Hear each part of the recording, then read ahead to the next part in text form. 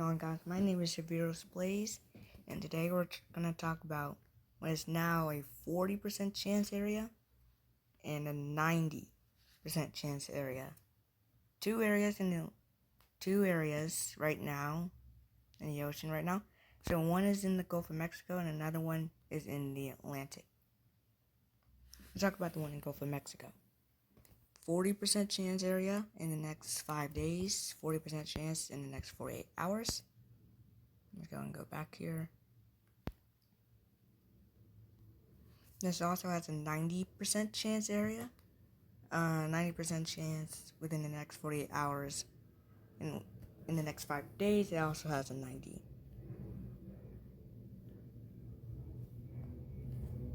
And now let's go to svc.nla.gov here.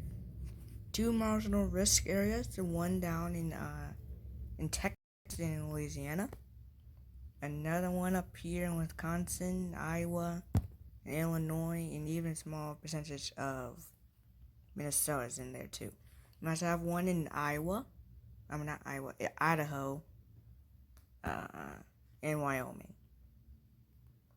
And then the slight risk area, once again, Wyoming up towards Nebraska and Colorado.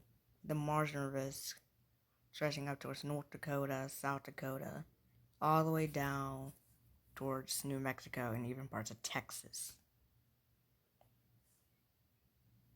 You see the tornado threat, 2% chance area in the green right here, with a 5% in the brown. The hail threat is going to be the main concern. Now this dotted line right there, that blackout line, that's the significant severe. So by definition, the hatched area by 10% of greater probability of 2-inch diameter hail.